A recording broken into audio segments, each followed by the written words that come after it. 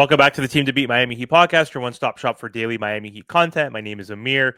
For today's episode, we're going to talk about a report that came out basically saying that the Miami Heat are going to remain patient because they want to maximize any return that they get for trading Jimmy Butler. So Jimmy Butler rumors and headlines are swirling, dominating the NBA space right now.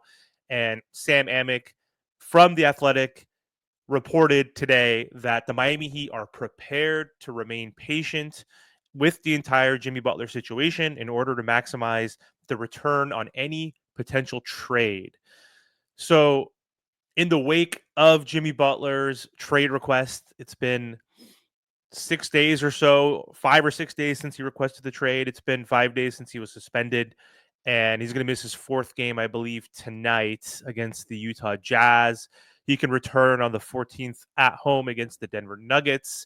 And team officials, told the media and their team, the Heat players, that Jimmy Butler returning back to the court after the suspension is the most likely next step based on the stalemate there is right now with the Miami Heat and other teams that have been prepared to trade for Jimmy Butler. So Miami is going to be patient, and they don't have much leverage right now because Jimmy Butler is coming out. His camp is basically saying we only want to go to the Suns.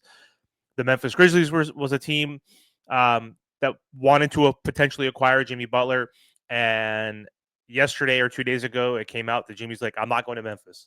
Then he said, I don't want to go to Sacramento. Then he said, I don't want to go to Milwaukee. So he is trying to create leverage and trying to force his way to the Suns, and he's trying to deter teams from trading him so he's not just a rental. And if he's going to be a rental, then these other teams are going to lowball the Miami Heat even further, knowing that Jimmy Butler is not going to pick up his player option or even sign an extension. The other issue is how many teams are willing to sign him and sign his extension. It seems like no team has come out besides the Suns and their owner saying that we would extend him. And I think I saw a tweet saying that, Kevin Durant wants Jimmy Butler now, and Kevin Durant would sign an extension if they get Jimmy Butler. And so, again, this situation, is getting interesting. And I thought a Jimmy Butler trade was going to be imminent and happen before the suspension, but it doesn't seem like that's going to happen. The Miami Heat said their preference was to trade Jimmy Butler sooner than later, as soon as he requested his trade. And, he's suspended again for those 7 games. And it might be awkward, but Jimmy Butler might have to play. And I thought that was not possible. I didn't think Jimmy Butler was ever going to play a game after he made that trade request, and especially after getting suspended.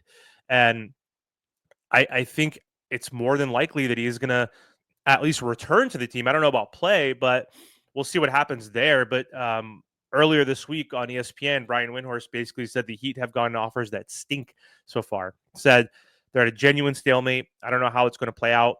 He said the Heat are preparing internally for this to last past the suspension, not because they've got some sort of sinister motive, but because they know what offers they've gotten and they stink. So that's where we're at now. And yeah, it's going to be interesting. It seems like if the Miami Heat can't trade Jimmy Butler by the end of this suspension next week, then they have until February 6th. They have, 3 weeks or so to see if things change in the NBA landscape, if a team gets desperate, if there's someone that gets injured, or who knows what can happen. But it's going to be weird and awkward if we still keep Jimmy Butler. Is he going to play? Is he going to do other crazy things just to, be a pest and detrimental to the team, and we have another reason to suspend him? If Jimmy cares about his money, I don't think he would do that necessarily. But I also don't think Pat Riley's going to send him home and allow him to sit for the whole season and pay him still. I don't think he wants to reward him for this behavior. So what the hell is going to happen? I don't know what's truly going to happen, but we'll see. And also, if Jimmy Butler plays, is he going to play full throttle? He was load managing for the last 3 years in certain games. He would play around 60 something games per season, he missed on average 22 to 25 games per game each season across his tenure with the Miami Heat in these 5.5 seasons.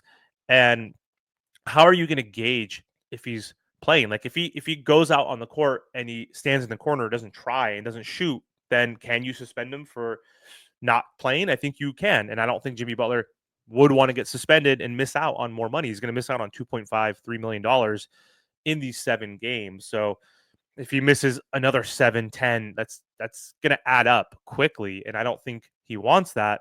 But are we going to be willing to play a Jimmy Butler who's going to half-ass that out there, or perhaps he might play 75% versus trying to play 100%, so he doesn't get suspended? Is that worth it? And is Jimmy going to even try 75%? Because is he going to risk an injury in case he does want to get traded, or if he does get traded before the February 6th deadline? And also, just like he can get a huge major injury, hypothetically, which can cost him next season and miss out on that extension opportunity. So it's a weird situation. But anyway, the Miami Heat are going to be patient. That's according to Sam Amick of The Athletic, which totally makes sense because right now they already know they're going to get pennies on the dollar. They don't want to get dog shit for Jimmy Butler, especially if they can't find any other team willing to trade for Jimmy Butler outside of the Suns right now. So we'll see. But anyway, thanks for watching, and don't forget to subscribe to the channel.